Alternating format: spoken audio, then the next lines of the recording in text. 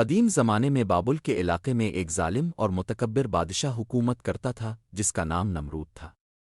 نمرود نہ صرف ایک طاقتور حکمران تھا بلکہ وہ اپنی خدائی کا دعوے دار بھی تھا۔ اس نے اپنے محل میں تخت شاہی بچھا رکھا تھا، اس کے قریب نہ کوئی انسان جا سکتا تھا اور نہ کوئی اس کے حکم سے انکار کر سکتا تھا۔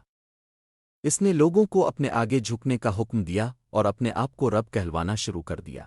نمرود نے بلند و بالا عمارتیں بنوائیں، فوج تیار کی اور اپنی سلطنت کو دنیا کی سب سے بڑی طاقت سمجھنے لگا۔ اس کا کہنا تھا کہ وہی لوگوں کو زندگی دیتا ہے اور وہی موت دیتا ہے۔ اس کے غرور کا یہ عالم تھا کہ اس نے آسمان پر تیر چلانے کی کوشش کی تاکہ آسمان کے خدا سے جنگ کرے۔ ایسے دور میں جب ہر طرف شرک، بت پرستی اور ظلم کا راج تھا، اللہ تعالیٰ نے حضرت ابراہیم علیہ السلام کو ہدایت دی۔ اب ایک نیک، سچے اور عقل مند انسان تھے۔ اب کے والد کا نام آزر تھا جو خود بت تراشتا تھا اور ان کی پوجا کرواتا تھا۔ حضرت ابراہیم نے بچپن ہی سے سوالات پوچھنے شروع کر دیے۔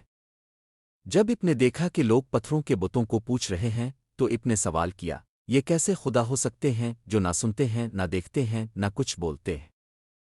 ایک رات حضرت ابراہیم نے چمکتا ہوا ستارہ دیکھا اور کہا، یہ میرا رب ہو سکتا ہے؟ مگر جب وہ ڈوب گیا تو فرمایا، میں ڈوبنے والوں کو رب نہیں مانتا۔ پھر چاند دیکھا، سورج دیکھا اور ہر بار یہی کہا کہ میرا رب وہ ہو ہی نہیں سکتا جو خود فنا ہو جائے۔ بالآخر اب نے اعلان کیا کہ میرا رب وہ ہے جس نے آسمان و زمین کو پیدا کیا اور وہی ہر چیز پر قادر ہے۔ جب ابراہیم نے دیکھا کہ قوم شرک میں ڈوبی ہوئی ہے تو اب نے ایک دن سب بتوں کو توڑ ڈالا اور صرف ایک بڑے بت کو باقی چھوڑ دیا۔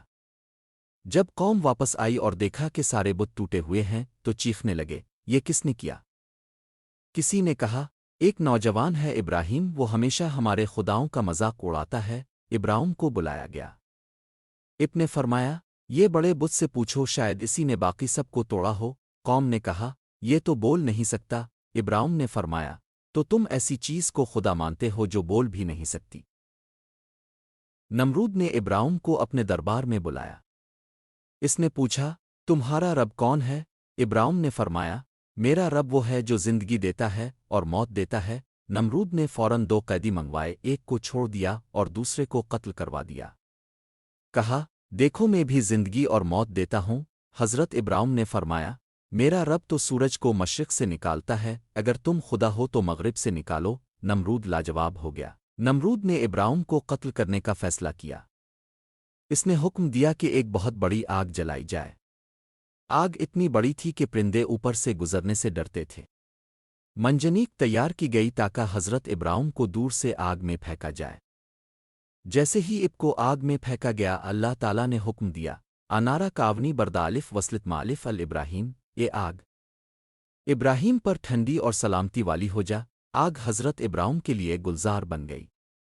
سب حیران ہو گئے کہ یہ کیسا انسان ہے جو آگ میں بھی نہیں جلا۔ اس واقعے کے بعد بھی نمرود نے توبہ نہ کی۔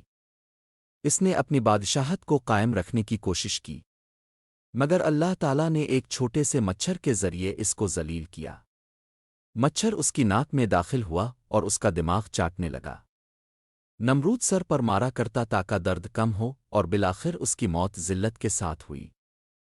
یہ کہانی ہمیں سکھاتی ہے کہ طاقت اللہ کے ہاتھ میں ہے، انسان چاہے کتنا ہی بڑا بن جائے، اللہ کے سامنے کچھ نہیں۔ توحید کی روشنی شرک کی تاریکی کو ختم کر دیتی ہے۔ صبر، ہمت اور یقین کے ساتھ حق کے راستے پر چلنے والا کامیاب ہوتا ہے۔